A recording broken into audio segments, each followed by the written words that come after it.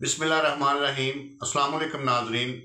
ताज़ा गज़ल तुहाडी सेवा च पेश कर रहे हैं कि गल्लां विच तासीर बनानी सौखी नहीं, गल्लां विच तासीर बनानी सौखी नहीं, रूह भी बाज़मीर बनानी सौखी नहीं।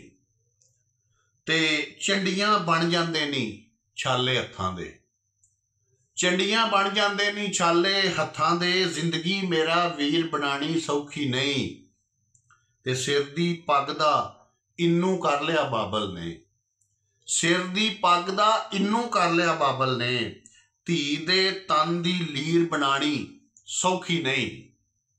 जिथों तक तकदीर बनाण दी गल है ना, जिथों तक तकदीर बनाण दी गल है ना, बाजों किसे फकीर बनानी सौखी नहीं।